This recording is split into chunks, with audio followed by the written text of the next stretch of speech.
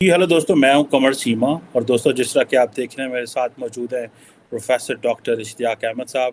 किसी तारफ़ के मोहताज नहीं, ऑथर हैं, राइटर हैं, स्कॉलर हैं। डॉक्टर साहब, सबसे पहले तो आपके वक्त का बहुत शुक्रिया। बहुत बहुत मेहरबानी डॉक्टर कमर चीमा साहब। बड़ी देर के बाद आप दोबारा हम इकट्ठे हुए हैं, जी तो सर। बहुत आई वॉज लुकिंग फॉरवर्ड कि हमारी दोबारा डिस्कशन रिज्यूम हो। तो I am very happy. Thank you for inviting me. Thank you doctor साहब। और बिल्कुल सही कह रहे हैं आप, दरअसल ट्रैवल कर रहे थे और इंडिया का बड़ा ज़बरदस्त आपने ट्रिप किया। और मैंने कहा कि हम ज़रा बात करें। आज अगस्त का महीना है जी और तकरीबन 76 साल हो गए हैं। एक तरफ भारत है जो कि कह रहा है कि हमने 2047 की गोल सेट किए हुए हैं कि 1947 में आज़ाद हुए और 2047 के गोल सेट किए हुए हैं। और पाकिस्तान में कोई 2047 के गोल सेट नहीं हुए। हमें कुछ नहीं पता हमारी डायरेक्शन क्या है। अभी मैं हाल ही में देख रहा था, ये असम्बली ख़त्म हो रही है पाकिस्तान में। कल ये जो असम्बली 5 साल इसको कंप्लीट हो रहे हैं।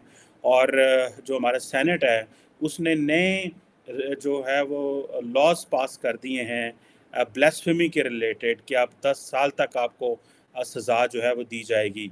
डॉक्टर साहब, बातें तो बहुत की जा सकती हैं, लेकिन भारत 2047 का गोल सेट करता है और 1947 से पाकिस्तान ये गोल सेट नहीं कर पाता, बल्कि हम तो मज़ीद समझते हैं कि पाकिस्तान को मुसलमान करने की ज़रूरत है।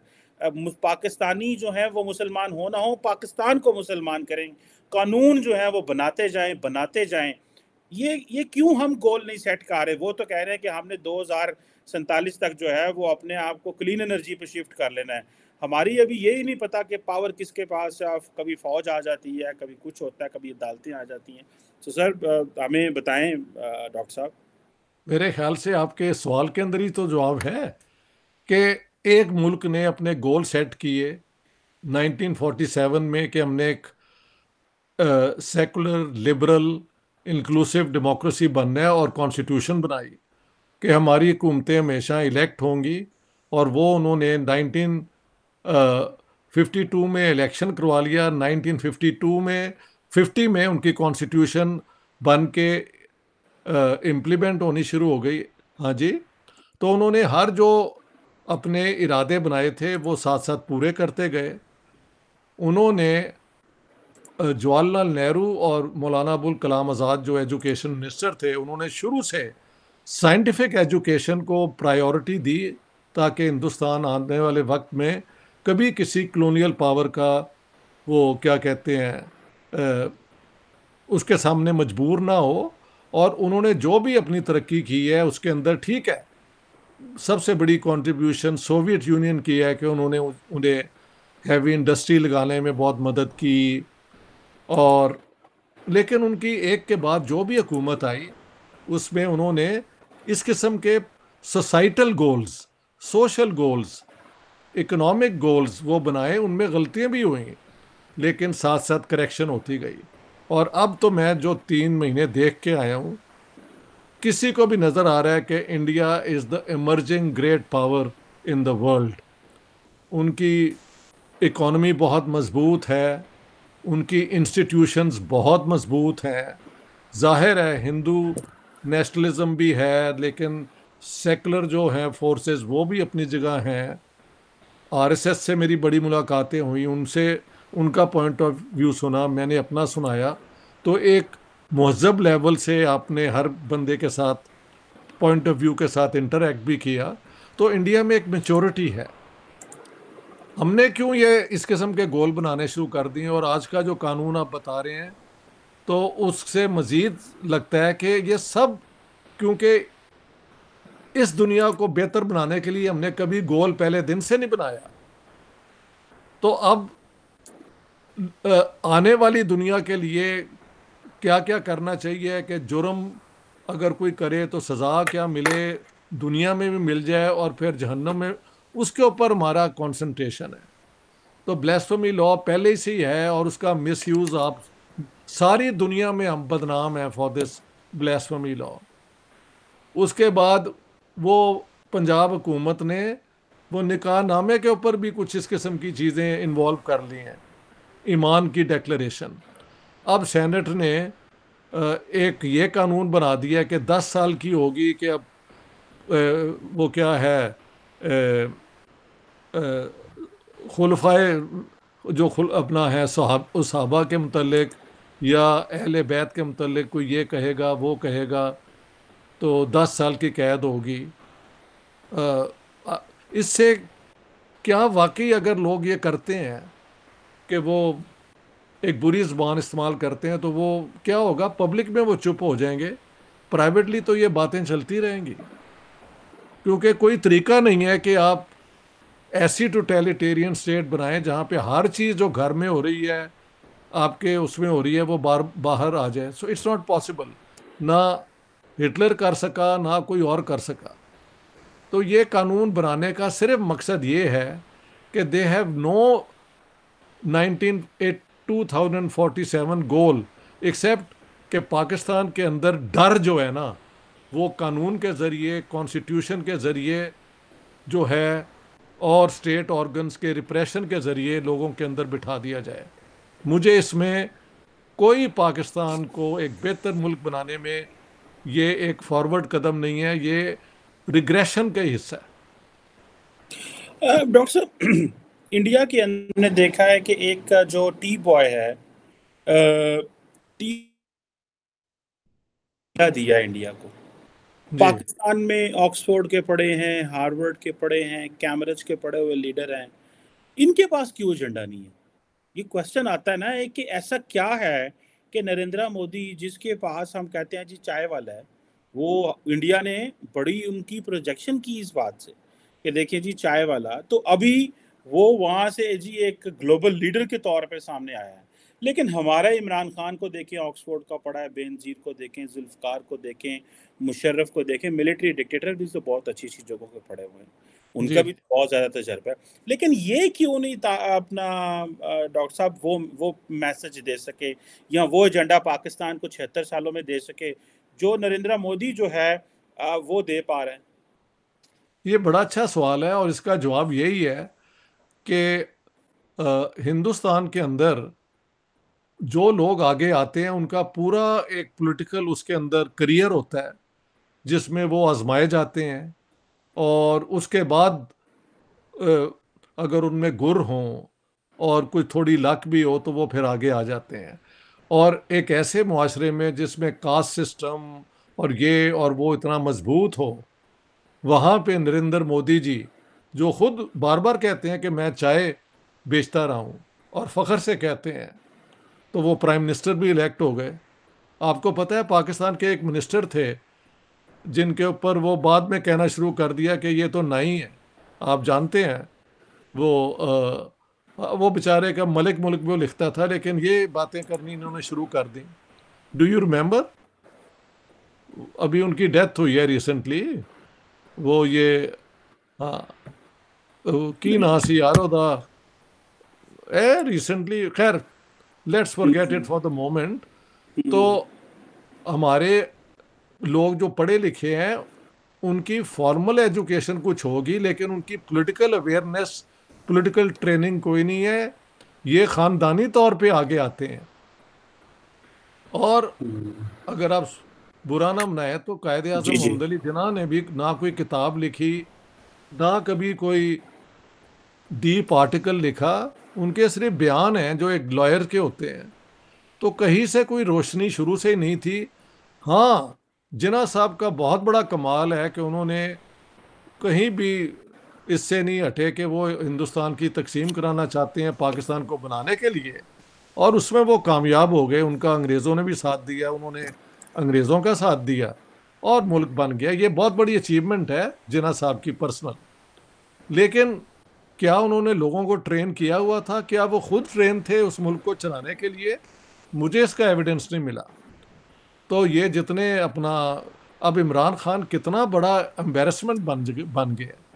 मैं बार बार इंडिया में मैं कह रहा था, मैं कहा जो इस किस्म की कॉन्फ्रंटेशन स्टेट के साथ कर लेगा उसका कोई चांस नहीं है। उन्होंने फिर एक दिन अंदर कर दिया ना, तो क्या पाकिस्तान के अंदर इनकलाब आ गया? उसके जो ज्याले हैं उन्होंने किए? नहीं, सब ठंडे होके बैठ गए हैं। छोटा मोटा शोर मचेगा और ये ख़त्म हो जाएगा। तो किसी के पास कभी कोई विजन नहीं थी। भुट्टो साहब जो इनमें से सबसे ज़्यादा लायक थे, इसमें कोई शक नहीं, उन्होंने भी आके सियासत कॉन्फ्रंटेशन की ये नॉर्थ वेस्ट फ्रंटियर की हुकूमत वली खान की डिसमिस कर दी, बलूचिस्तान की कर दी, उन पे हैदराबाद कंस्पिरेसी केस चलाया। हाँ जी। और फिर बाद में उनकी छुट्टी हो गई जब उन लोगों ने मिल के आर्मी के साथ भुट्टो साहब का तख्ता पलट दिया। तो कभी कहाँ से रोशनी आएगी जब किसी लीडर के अंदर कोई विजन नहीं थी। वो एक दूसरे के खिलाफ ही मुहिम चलाते रहे। पंजाब के अंदर पहले दिन से ममडोट, नवाब ममडोट वर्सेस मियां मुमताज़ दौलताने का झगड़ा चला। North west frontier Khyber Pakhtunkhwa में कयूम खान का झगड़ा पहले तो था ना, वो खुदाई खिदमतगार से उनको जेल में डाल दिया। तो फिर जो बाकी थे क्या कहते हैं, खान इब्राहिम और पीर साहब मानकी शरीफ, उनको इन्होंने कॉर्नर कर लिया। अपना बंगाल के अंदर ख्वाजा नाजमुद्दीन वर्सेस सोहरवर्दी के झगड़े शुरू हो गए। और सिंध के अंदर जीएम सैयद वर्सेस वो क्या थे, हदायतुल्ला हुसैन या क्या नाम था, उनके ग्रुप्स बन गए। और लियाकत अली ने जब हुकूमत की तो उन्होंने कोई डेमोक्रेटिक, मसलन पंजाब की हुकूमत ने, ये बड़ा इंटरेस्टिंग है, ये this should be on note, इसके जी अंदर चौधरी इकबाल चीमा भी इन्वॉल्व थे, जो कि मुस्लिम लीग के ना प्रोग्रेसिव विंग के आदमी थे। ये मियाँ इफ्तिखारुद्दीन और इनके साथ इन्होंने लैंड रिफॉर्म पंजाब में लाने की कोशिश की। हाँ जी, ताकि बड़ी जिम्मेदारी ख़त्म की जाए। तो मैंने जिना वाली किताब में पूरा एविडेंस दिया है कि लियाकत अली ख़ान ने वहाँ पे फिर फतवा ले लिया मौलवियों से कि इस्लाम के अंदर लैंड रिफॉर्म की जरूर कोई जगह ही नहीं है। तो ये जो मुस्लिम लीग की कोशिश थी, ये 3-4 लोगों का इसमें था हिस्सा, मियाँ इफ्तिखारुद्दीन का और मुमताज़ दौलताना, शायद सरदार शौकत हयात भी इन्वॉल्व थे, आई डोंट नो। और फिर चौधरी इकबाल चीमा जो हैं, ये लोग बड़े एक्टिव थे। तो लेकिन फतवा ले लिया लियाकत अली ख़ान ने कि इस्लाम में लैंड रिफॉर्म की तो जगह ही कोई नहीं है, प्राइवेट प्रॉपर्टी पे कोई हाथ ही नहीं है। तो आप क्या करेंगे जब आपके लीडर नंबर 2 जिना साहब को छोड़ दें, नंबर 2 उन्होंने भी लैंड रिफॉर्म होते हुए रोक दिए। 1937 में जिना साहब ने लैंड रिफॉर्म होते हुए जो था ना वो रुकवाए। तो ये तो सारी जमात जो है ये लैंडलॉर्डिज्म की बुनियाद पे पावर में आई। और दुनिया में कोई हिस्ट्री नहीं है कि लैंडलॉर्ड जो है वो जमहूरियत के हक में होते हैं। मुझे एक एग्जांपल दे दें, ये तो मिडिल क्लास होती है जो पढ़ी लिखी एनलाइटेंड होती है, जैसे आपने डिग्रियां की, मैंने कुछ पढ़ लिया, जो इनके पास सोच होती है दुनिया को बदलने की। लैंडलॉर्ड तो होता ही पैरासाइट है। किसान बेचारा काम करता है और वो मौजें करते हैं, शिकारत करते हैं, कई कई शादियां करते हैं, और इलाके के अंदर लोगों को बुला के तो कोई मरवाते हैं, मारते हैं उन्हें, उनकी औरतों को घर में अनपेड लेबर करवाते हैं। ये आप मुझसे बेहतर जानते होंगे। तो पाकिस्तान दा आवे दा आवा पैड़ा है, खराब हो जाता है। ए हुन जेड़ा लॉ बनया है, एदी की जरूरत है? ए जेड़ा है बस हुन वो सेनेट ने पास मौलवी किया है, मौलवी एक दूसरे को खुश कर रहे हैं डॉक्टर साहब। बस। और क्या है कि दरअसल होता ये है कि जैसे आपको मैं बताऊं, एक इंटरेस्टिंग मिसाल शेयर करूं। आपने जिक्र किया कि वो जो चौधरी परवेज लाई था, जी उसका अब चौधरी परवेज लाई का टेक्निकली इस्लाम से क्या ताल्लुक है? बेटा उसका, आज मुझे किसी बंदे ने बताया है कि उसका बेटा मोने सिलाई 350 का डॉलर लेके इस मुल्क से जहाज़ों में डाल के वो लेके निकल गया। तो अरबों रुपए उसने अपने बाप के 6-8 महीने की वजारत आला में कमाए। वो अरबों रुपए यहाँ से निकाल के जहाज में डाल के बाहर शिफ्ट कर लिए डॉक्टर साहब। और जी पाकिस्तान में कानून बना रहा है कि जी आप जब निकाह होगा तो निकाह के ऊपर लिखा होगा कि जी खत्म नबूवत, कि आप ये वही दुनिया। ना, अच्छा, क्योंकि वो जी क्यों वो क्यों किए डॉक्टर साहब? उसके पीछे मल्टीपल वजूहात थी। क्योंकि उसके नज़दीक तरीन सियासतदानों में एक शख्स है, उसका नाम है हाफिज अम्मार। वो चकवाल से एमपी होता है। वो बेसिकली बड़ा सख्त किस्म का मौलवी है, परवेज लाई साहब का अपना बेटा जो है वो बड़ा सख्त मौलवी है। सुनने में तो ये आता है वो अफगानिस्तान जहाद करने भी चला गया तो उसको बड़ी तरीके से कि ये मुशर्रफ लोग वापस लेके आए थे। एंड देन डॉक्टर साहब उनको पता है कि हमारा मुकाबला है टीएलपी के साथ, तहरीक लबैक पाकिस्तान के साथ। तो मैं अपनी कॉन्स्टिट्यूंसी को जाके बताऊंगा इलेक्शन लड़ते वक्त, देखो ये जो इसमें निकाह में मैंने डाल दिया था, ये वही टीएलपी वही क्या करना है, मैंने ये करवाया है ये सारा कुछ, बिल्कुल मैं हूँ सही बड़ा है इस्लामिस्ट, जी। मैं हूँ बड़ा इस्लामिस्ट, मैं हूँ तो मैं उनसे बड़ा मौलवी हूँ। देखो मैंने पार्लियामेंट में, मैने प्रोविंशियल असेंबली में ये कर बेशक दिया। ये बिल्कुल मुंडा बात ऐसे ही। के बाहर जा रहा है, वो करप्शन कर रहे हैं। देखिए ये ड्रामेबाजी हमारे साथ डॉक्टर साहब हो रही है पिछले 76 साल तो ताई दे साड़ी जान रोने हैं पे। इस मुल्क के अंदर कोई पोटेंशियल की कमी नहीं है, बड़ा कुछ है, लेकिन प्यो की आंदा है कि मज पा दियो, टच पा दियो, तो पुत्र आंदा आबा जी डॉलर इकट्ठे करो तो चलो जहाज से। बच्चा जो है वो स्पेन बैठा हुआ ਇਹ प्रॉपर्टी ਸਾਰੇ ਹੀ ਹੈ, ਇਹਨਾਂ ਸਾਰਿਆਂ ਦਾ ਹੀ ਇਹ ਕਰੈਕਟਰ ਹੈ ਜੇ।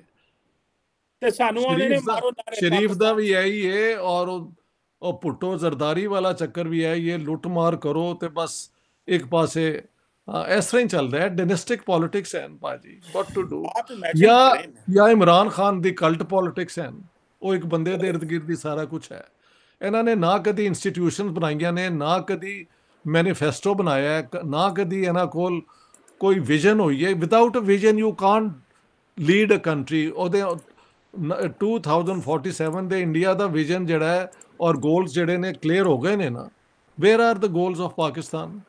डॉक्टर साहब नो यकीन वेयर। करके सारा दिन बात करते हैं, पढ़ते हैं, लिखते हैं, सोचते हैं, लोगों से मिलते हैं, जब इतनी नाउमीदी होती है इसके बावजूद सुबह उठने हैं तो फिर उम्मीद लेके निकलते हैं यार कि बिल्कुल नहीं बिल्कुल बिल्कुल करेंगे। बिल्कुल।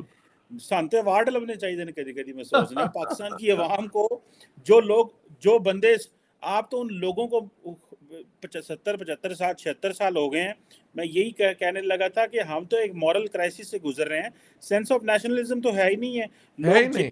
डाल के पैसे लेके जाते हैं डॉक्टर साहब, थाने के बाहर खड़े होते हैं, पाए ना 20,000 रुपया ले लो तो मेरा पर्चा काट दो, जनाब 10,000 रुपया ले लो और मुझे ये जो है ना पटवारी साहब ये फलानी चीज़ दे दो, पाए नहीं ये 5,000 दे दो और मुझे जो है ना वो फलां चीज़ दे दो। सो करप्शन यहाँ पे आम है, कानून इस्लामी कानून बनाई जा रहे हैं, वो ठीक है। प्यो इस्लाम नो जफी पा के बैठा है। मतलब हर बंदा मुसलमान है, शुक्र अल्हम्दुलिल्लाह हम मुसलमान हैं सारे, बट द पॉइंट इज कि फिर अपने एक्ट से पूरा भी उसको शो भी नहीं करवाएं। नहीं, वो आप रहने दें कि अमलन हम क्या हैं वो तो हम सब जानते हैं। लफाजी के हम बादशाह हैं, बल्कि शहनशाह हैं। तो और दिखावे के ना, ये दिखावे की बातें जो है बस उसी में गुजारा हमारा हो जाता है। हाँ जी। नहीं तो डॉक्टर साहब फिर हमारा क्या हाल है कि एक तरफ जरदारीज हैं जिनकी फैमिली ने रहना है, एक तरफ शरीफ्स हैं जिनकी फैमिलियों ने रहना है, एक तरफ है इमरान खान आया है, इन सुनने में आता है कि इनकी जो मोहतरमा है बीवी साहब हैं, वो इमरान खान साहब जो थे वो बन गए उसके जो होते हैं कायल हो गए उसके, और उन्होंने कहा कि सारा कुछ मेरी बेगम ने करना है तो, और उसके जिनों ने करना है। और देखो यार, मतलब अब 24-25 करोड़ लोगों की जिंदगी का 76 साल बाद एक कायदे आजम सर ये सानू दस गए सन के पिछों इमरान खान आएगा तो बीबी को जेल होंगे तो मुल्क वो चलाएगी। मतलब ये डॉक्टर साहब ये आपने इतनी तारीफ इमरान की है। अपना जिना साहब ते अपने दौर दे उस दौर ਦੀ ਪੈਦਾਵਾਰ ਸਨ ਜਿੱਥੇ ਸਭ ਲੋਕਾਂ ਨੂੰ ਕੁਝ ਪੜਨ ਲਈ ਆਪਣਾ ਅਕਲ ਦੀ ਵੀ ਗੱਲ ਹੈ ਸੀ। ਹਾਲਾਂਕਿ ਉਹਨਾਂ ਨੇ ਵੀ ਇਸਲਾਮਿਕ ਕਾਰਡ ਤੇ ਪਲੇ ਕੀਤਾ ਲੇਕਿਨ ਉਹ ਇੱਕ ਪੋਲੀਟੀਕਲ ਐਂਡ ਲਈ ਕੀਤਾ। ਉਹਨਾਂ ਨੂੰ ਸ਼ਾਇਦ ਸਮਝ ਨਹੀਂ ਆਈ ਕਿ ਇਹ ਪੋਲੀਟੀਕਲ ਕਾਰਡ ਜਿਹੜਾ ਹੈ ਨਾ ਇਹ ਹਮੇਸ਼ਾ ਲਈ ਫਿਰ ਚੱਲੇਗਾ ਔਰ ਇਹਦੇ ਨਾਲ ਪਾਕਿਸਤਾਨ ਦਾ ਸਤਿਆਨਾਸ਼ ਹੋ ਜਾਏਗਾ। ਉਹ ਹੈ 47 ਇੱਥੇ ਕਾਮਯਾਬ ਹੋ ਗਿਆ ਨਾ ਮੁਲਕ ਤੋੜਨ ਦੇ ਵਿੱਚ ਔਰ ਪਾਕਿस्तान बनाने ਵਿੱਚ, लेकिन वही हथियार फिर दूसरे के हाथ आ गया और वो आज तक इस्तेमाल कर रहे हैं। इसमें लूट मार की बड़ी अच्छी आर्गुमेंट ये है कि कोई ना बोले क्योंकि मैं तो तुमसे ज़्यादा मुसलमान हूँ। देखो मैंने वो शादी के उसके अंदर भी ख़त्म नबूवत ले आया हूँ, सेनेट में हमने ये कानून बना दिया है। बाकी हम जो बिहाइंड द सीन्स लूट मार करते हैं उस पर ना बोलो, वो आखिरत के बाद ही पता लगेगा खुदा अल्लाह किसको बख्शता है और किसको नहीं बख्शता। बस इस किस्म की बातों पे हमारे फाइनेंस मिनिस्टर ने नहीं था कहा, ये जो है इसहाक डार ने अभी रिसेंटली, कि पाकिस्तान अल्लाह ने बनाया था और वही चलाएगा, यार इससे ज़्यादा irresponsible statement of A finance minister can not be imagine. मगर बड़े फ़ख्र से दी, और वो कोर्ट भी होती है, तो व्हाट कैन यू डू? नहीं डॉक्टर साहब, वो बात तो सही है, अल्लाह ताला ठीक है मदद करता है, हमारा चलो फेथ है। वो तो एक एजम्पशन है ना कि जी भी जी, गुड। लेकिन हाँ हाँ। साथ वो कहता है काम भी करो, नहीं हलचल भी नहीं करो, अपने आप ਨੂੰ सुबह तैयार नहीं नहीं, होवो, वो कहता दिमाग है का काम इस्तेमाल करो करो। ये नहीं, वो आप रहने दें ना, वो जिस नीयत से कह रहे हैं वो समझें। अपनी जगह पे वो हकीकत है, एक और बात है या नहीं है, लेकिन वो जिस नीयत से कह रहे हैं, मतलब कि मुझसे ना पूछो कि क्यों मैं नहीं कर सका, मेरे पास तो वस में नहीं है, मैं नहीं कर सका, उन अल्लाह ही करेगा जो करेगा, ये जवाब है ना, कि सही कह रहे हैं। मेरे पे रिस्पॉन्सिबिलिटी ना छोड़ो, the divine Providence will decide, बस बात खत्म हो गई। अच्छा डॉक्टर साहब, एक बात बताएं, ये क्या समझती है लीडरशिप, क्या समझती है कि जितना ज़्यादा हम मुआशरे को मजहबी कर देंगे या मजहबी कानून बना देंगे, क्या इससे लोगों की डायरेक्शन जो है, अटेंशन हम जो अपनी बैड गवर्नेंस से हटा सकते हैं, या कि हाँ लोगों को ज़्यादा मजहब की तरफ लगा दो, वो उधर मसरूफ़ रहें और हम इधर मसरूफ़ रहें? मतलब ये नहीं क्या नहीं, ऐसी ये कुछ दोनों पॉलिसी चीजें है? पूरी होती है ना, दोनों चीजें पूरी होती हैं, कि लोगों को मजहब के अंदर लगा दो ताकि हमारी तरफ उनकी अटेंशन ना हो, और दूसरा ये कि जब उनकी अटेंशन नहीं होगी तो जो हमारी इनकॉम्पिटेंस है वो उनकी नज़र में नहीं आएगी, और हम जिस तरीके से पाकिस्तान का सत्यानाश कर रहे हैं हम करते जाएंगे, बस इतना है। अब 76 साल बाद आप बताएं किस पे आप और मैं फख्र करें? You tell me, can you think of anyone, anything? आज डॉक्टर साहब देखें, आज जो बांग्लादेश है उसकी इस साल की जो एक्सपोर्ट है वो $56 बिलियन की है, जबकि इमेजिन, पाकिस्तान की $26 बिलियन। ਤੁਸੀਂ इमेजिन।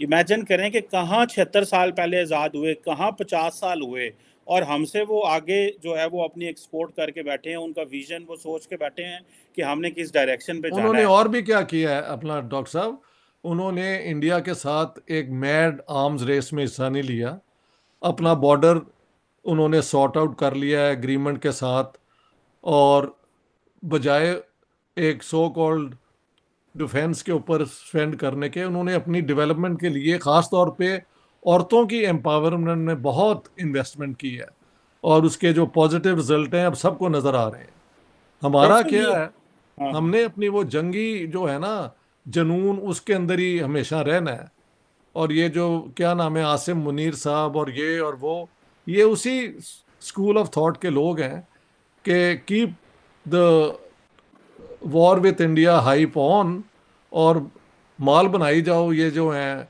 ये अपना हाउसिंग, वो डिफेंस हाउसिंग वो बना के, और वो क्या कहते हैं लाहौर का आप तो जानते ही हैं, 10, 11, 12 वो सारा इंडिया के बॉर्डर के पास जा रहा है, तो जिसने अपनी जंग करनी हो इंडिया के साथ वो अपनी सबसे बेस्ट लोकेलिटीज दुश्मन के करीब लेके जाता है या कि उठा के दूर लेके जाता है, तो ये डॉक्टर साहब सारा। हम तो ये उनको आइडिया दे रहे हैं इंडिया वालों को कि आप इंडिया में भी डीएचए बनाएं, वो पीछे रह हाँ गए हैं।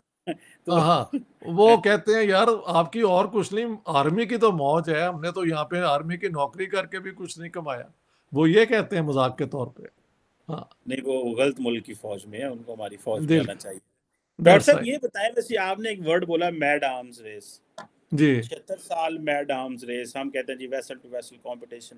इंडिया चांद पे जाने की बात कर रहा है, बल्कि कर क्या रहा है, पहुंच रहा है। ये पहुंच अगले रहा 5 दिन, है। 5 दिनों पहुंच में रहा है। उनका तो वो चंद्रयान थी, वो तो लथन डे है।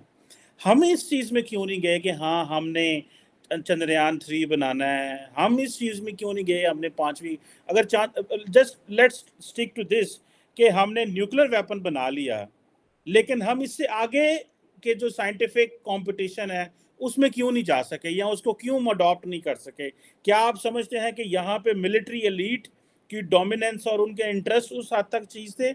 और अगर हम चंद्रयान 3 टाइप या चांद पे जाने की बात करते तो रिसोर्सेज साइंस एंड एजुकेशन पे इन्वेस्ट करने पड़ने थे। Very good question, and I think exactly जैसे आप कह रहे हैं कि अगर चांद पे जाने का प्रोग्राम होता, आउटर स्पेस को एक्सप्लोर करने का होता, तो फिर हाई एजुकेशन, साइंटिफिक एजुकेशन के बगैर आप आगे नहीं बढ़ सकते। वो तो हमारा कभी प्रायोरिटी रही नहीं। अलबत्ता फौजी जो हैं, हमने मिसाइलें, वो गौरी मिसाइल और ये बना के वो जो है ना इन्वेडर्स की वो जो है लॉजिक को इस्तेमाल करते हुए कि आइंदा आने वाले वक्त में भी हमने दिल्ली पे पहुंचना है, इस किस्म की सोच में हमने सारी अपनी स्केर्स रिसोर्सेज और जो है टेक्निकल नो हाउ इन्वेस्ट कर दी है। और एक और बात है, हमारा माइंड जो है वो अनसाइंटिफिक हो गया है। यानी वो जो मौलवी हैं मुनीब अहमद, जो वो चांद का बताते हैं कि अभी नज़र आया या नहीं आया, वो वो उसी झगड़े में है कि आज से चांद नज़र आया या नहीं आया, जबकि सारी दुनिया में चांद की पोजीशन अगले कई हज़ार साल तक पता है कहाँ होगी। But he is not, they are not willing to accept scientific वो क्या कहते हैं इंफॉर्मेशन। हालांकि सऊदी अरेबिया और ईरान के अंदर वो मौलवियों के हाथ नहीं छोड़ा उन्होंने, उन्होंने ये सारी चीज़ें पहले से इस्टेब्लिश कर ली हैं। हम हैं जो हर तरीके से अन इंटेलेक्चुअल, अनसाइंटिफिक सोच को जो है उसको वर्चू समझते हैं। और वो मैंने मौलवी मुनीब को कहते देखा कि मैं साइंस को लात पे रखता हूँ, मैं तो अपने उसी यकीन पे काम करूँगा। तो फिर वहाँ पे कहाँ पे चांद पे जाने की बातें होती हैं, जब चांद पे अभी सुना है किसी मिनिस्टर को कहा है कि भाई वो तो जा रहे हैं चांद पे, तो वो कहते हैं हमें क्या जाने की जरूरत है, हमें तो रोज नजर आ जाता है।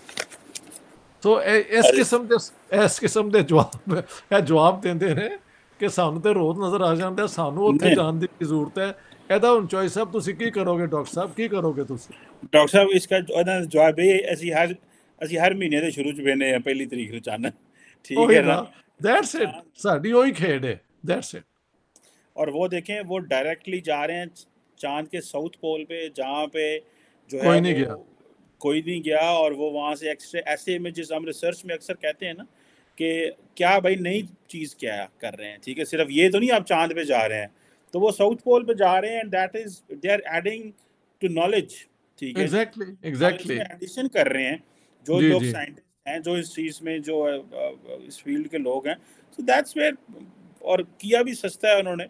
एनी हाउ ये सारी चीज़ें हैं जो इम्पोर्टेंट हैं। मेरा ख्याल है डॉक्टर साहब से रब्ता मुनक़ता हो गया और वैसे भी मैं शो ख़त्म करने वाला था। Anyhow thank you very much, it was wonderful to have a conversation with professor doctor Ishtiaq Ahmed साहब। इंशाल्लाह किसी और एपिसोड में डॉक्टर साहब के साथ बैठेंगे। बहुत शुक्रिया जी।